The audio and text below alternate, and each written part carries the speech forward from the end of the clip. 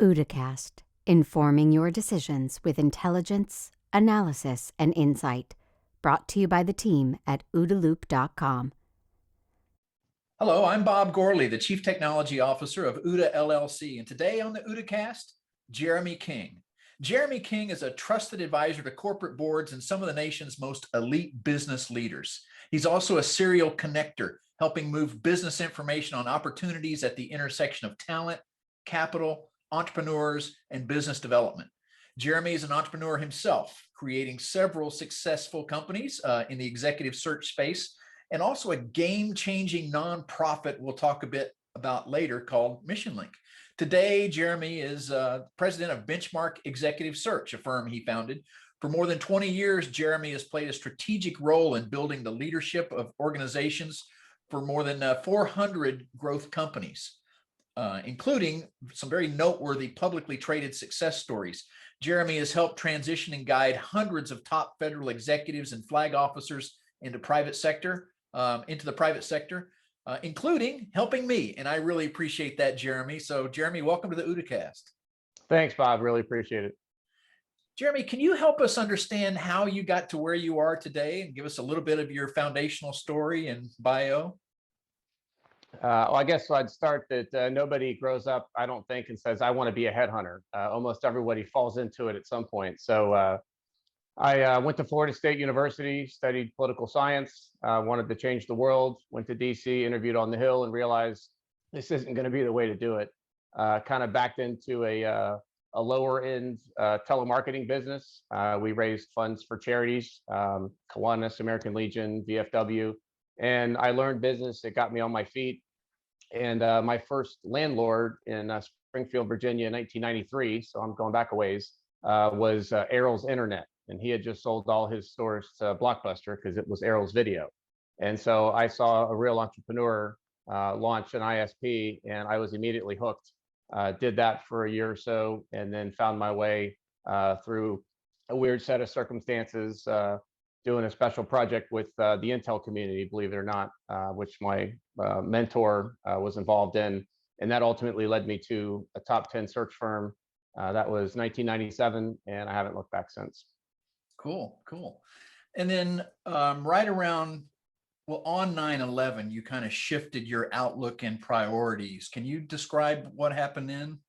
I did, yeah. So I was living in Dallas. My wife and I just had our son, and I was doing all executive searches for commercial venture-backed startups. So VP, C-level, and board, and nothing to do with federal.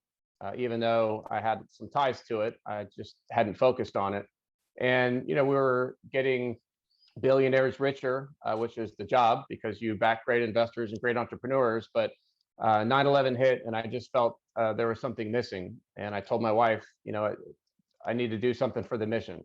And so it took me a couple of years to convince her, but we moved to Virginia. I started a federal practice, then started Benchmark a year or two later, and with the goal of being the best firm at the intersection of national security and mission and innovative technologies. And so we still sit right in that ecosystem. Great. Hey, Jeremy, I've seen you work there, and one thing that has really rubbed off on me watching the way you work is your attention to what makes a good leader. I think that's core to what you do. And so I wanted to ask you a few questions about leadership, if that's Sure. all right. First, what's the difference in leadership and management? Age-old question. I see it as management are really a set of skills that you can start to learn in a classroom and then apply. And you could manage 2 people, you could manage 1,000, you could manage an entire company, organization, or a military unit. Management's important. You teach our kids, hey, one day you'll rise up and you'll be management. Leadership to me is different. Leadership at the end of the day is about getting results. And a good leader or a great leader shares the vision with the company. Hey, here's where we're going to go. Here's why we're going to get here. Here's how we're going to do it. We're going to have bumps along the way, but we're going to stick together. And whether you're a SEAL unit or a company, teams that stick together, and they usually follow an inspirational leader. So leadership is the ability to have people believe in the vision and then get out of the way. Cool.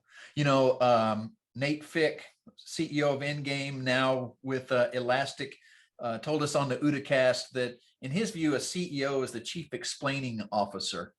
And I think what you just said resonates with that, I think. I like that. You have to be open. The smartest idea could come from an intern. And if you have such a hierarchical structure that only the top people have the best ideas, that's nonsense. Startups prove that it can be very flat, and you harness the power of great people. I look a lot at what General McChrystal did with a team of teams, and I think that's very valid, and we're seeing that being incorporated a lot into corporations. So that gets to my next point, which is what does make a good leader besides this ability to set a vision and explain? What is good leadership? So our optic, and again, to be fair, we get brought in typically at the CEO or GM or VP level. So people running companies or divisions.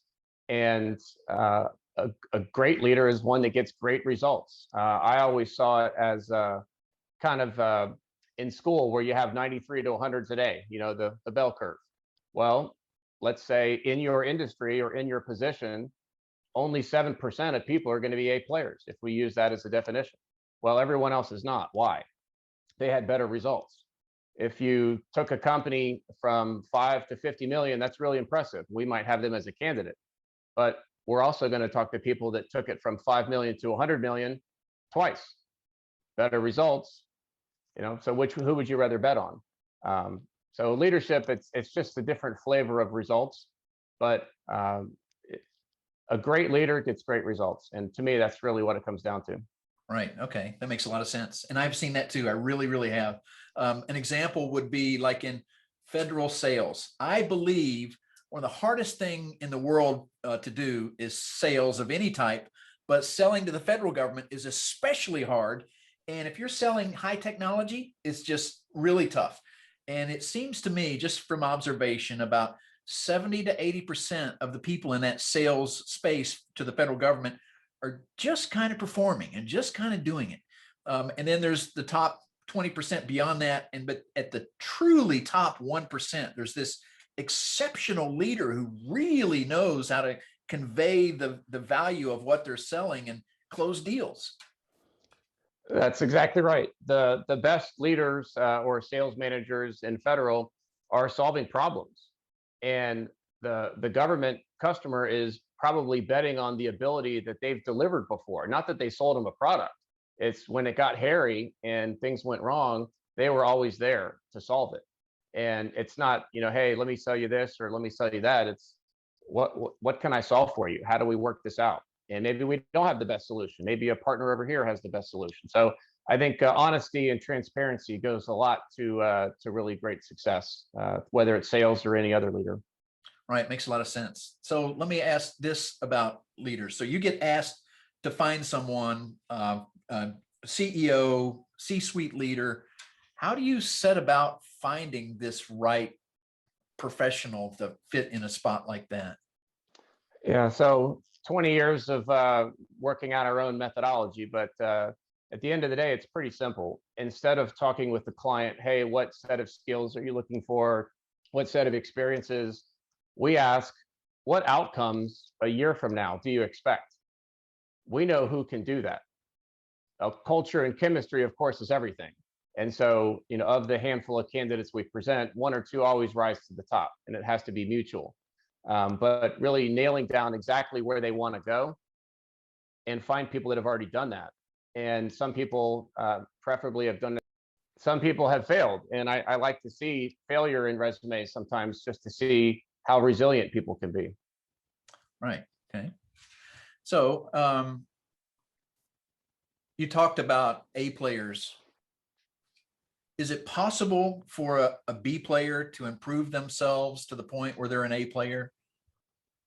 Of course. Yeah. Everyone, you don't roll out of bed being an A player at anything in life, whether it's sports or business or government, military. They say the cream rises. So it's just that separation. B player is not really a fair way to categorize that because it makes you seem lower than someone else. They've accomplished different things. And we don't only present A players. If you use that definition, we present a handful of candidates. So we're doing a CEO search right now. Had a call with a client this morning, and we said our guess is about half the candidates will be proven CEOs, been there, done that, and the other half will be up and comers. They're going to get a chance. Someone's going to give them a chance to go run a company, and they'll probably hit it out of the park. And we don't know who's going to win, and that's why you put the sides together. And magic happens, and that's what you call a placement. The right candidate usually wins. That's good. That's good. And I think that's helpful for people to understand too, because no matter where you are in your career, you can always be seeking to improve your ability to deliver results and get outcomes for your organization. And I think that applies across industries and across career levels. That's right. Right. So, any other advice on how to become a better leader? So we usually advise people who either are looking for a job or starting to consider they may think about doing their next challenge.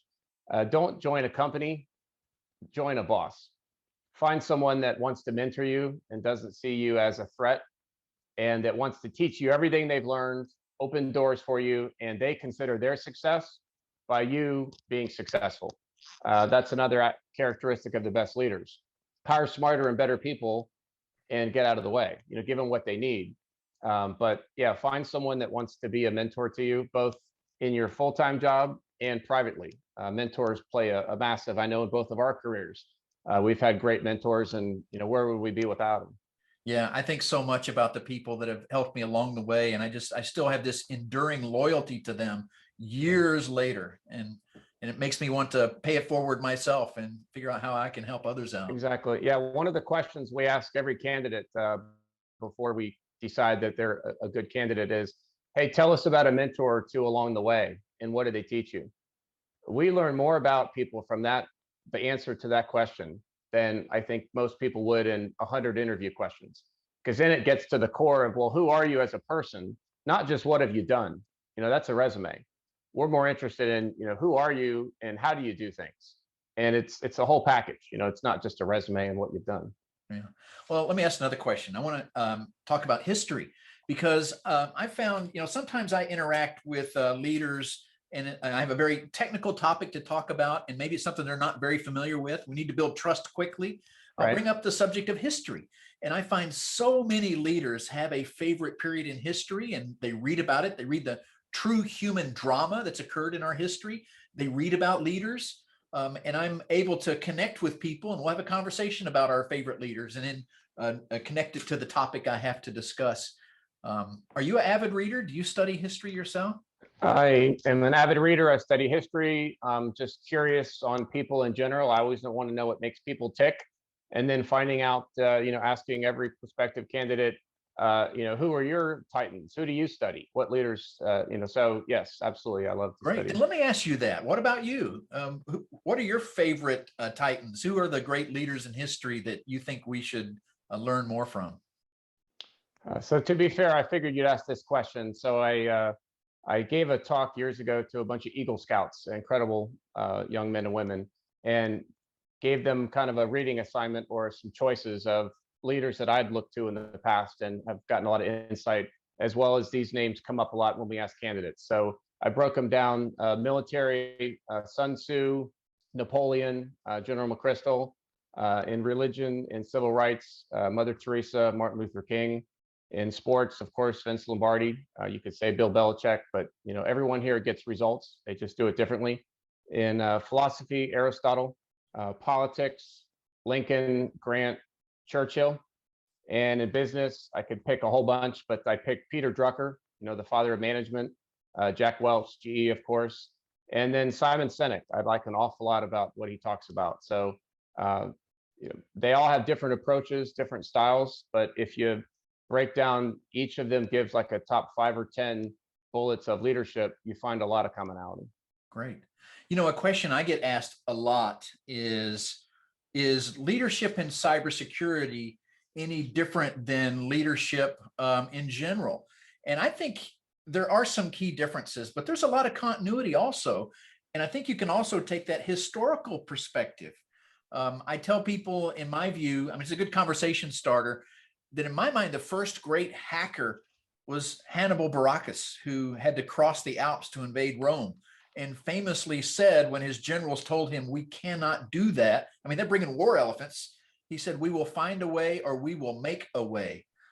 Great leader, very persistent, like today's great hacker leaders. Yeah.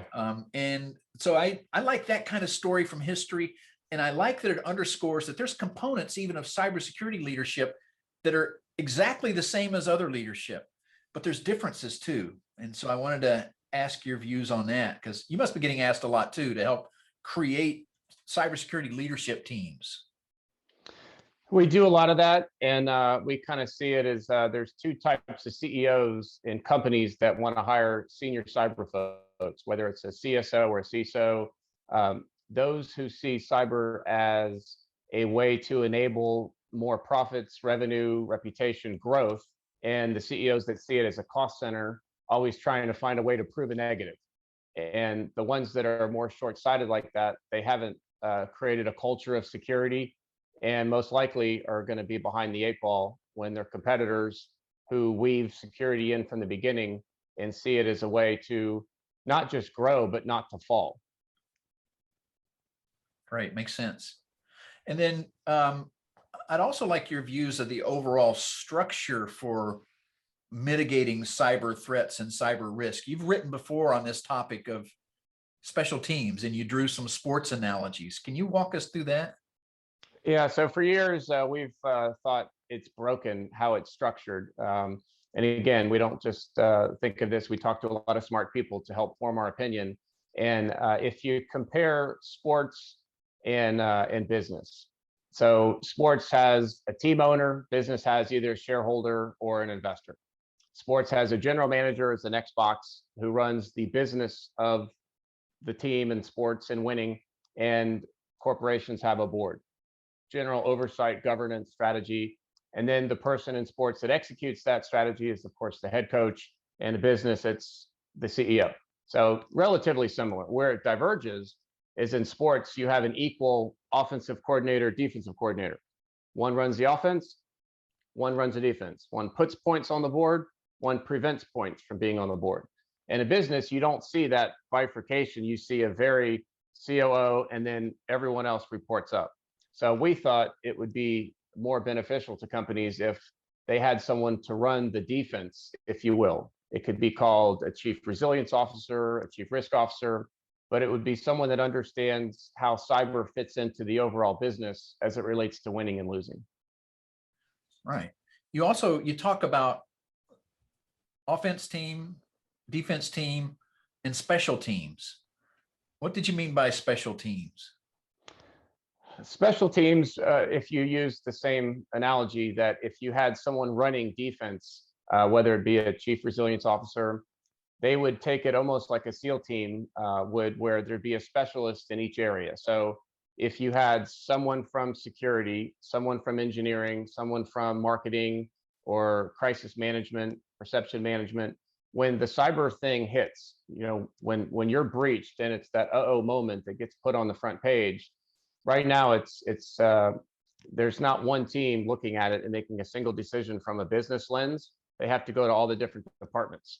And the special team could be almost like a SWAT team, who is very small, but it enables the offense to do a better job. I was at RSA years ago, and I remember a conversation I had with the CEO, and I said, how do you guys play defense? Very open-ended question. And he said, well, we have a crackerjack staff. We have a great CISO. And I said, well, what's your market cap? It's $1 billion. Well, that's wonderful. I'm sure it took a long time to get there. Well, what if you got hit, a massive breach, and it went from $1 billion to 700 million overnight? That's defense. That's what I was talking about. And he's like, never thought of it that way. So it's that the delta of losing what everyone's built in the company for all these years. How do you prevent that? Well, some sort of special team unit in a company that's proactively organized, I think, could help mitigate that. Right. If that makes sense. Yep. And I wanted to ask, because I think there's some analogies there to history again, because we just had a conversation with a guy named Ben Ford about a week ago, He runs an outfit in the UK called Commando Dev. He took his background as a Royal Marine commando and translated it to how he trains technology teams. And it's fascinating. And we talked to him about the history of commandos. Really, commandos as we know them today and all special forces draw their lineage to what Winston Churchill pulled together in World War II. He had learned a lot of lessons from adversaries that had been beating up on British military forces, and he created the commandos. And he had a couple choices on how he could organize. He could have left all these special teams out where they are in the Army, Navy, Air Force, Marines, and let them kind of succeed there, or he could pull them together into a special team. And he picked that approach. Same thing in the U.S. Military today. We could have left all special forces out distributed amongst the military services, but there was a lot of smart reasons to pull it together into a special operations command and have leadership there. And now the analogy that you make me think of is in cybersecurity in enterprises. You can just say, all of you guys need to have a little bit of cybersecurity in all lines of business, or you can pull it together in a special team and have some ability to surge and act and be more agile. That's exactly right. Yeah, security is everybody's business, and special operations units, they will continue to evolve and improve. And when if they find a better model, they'll implement it. So I think it's wonderful to look at those core groups because they get results. And ultimately, isn't that what leadership is about? Is getting better results than the next company, than your competitor, than you did last year. And so I think there's an awful lot of parallels. That's why we see a lot of some of the best cyber minds come out of the government, national security community. I mean, I've said for years, you guys have been protecting our country for decades. Secrets, networks, people, capitalism, and a lot of the best and the brightest go find their way to Fortune 500, and they're doing similar things, protecting networks, secrets, intellectual property. So it's not too dissimilar, but I think the special operations, special teams model, there's something there to play with. Great. Let me ask you another question related to this, and that is board of directors. There's been a growing need, I think, for more cybersecurity expertise on the board itself. Are you seeing a shift like that? Are boards wanting to have more cyber expertise among their own board? A lot of them are. A lot of them would want to bring on, a CISO, Chief Information Security Officer. I'm not of that opinion. If that's what they want, that's what they get. But I think a CISO is a practitioner of a craft.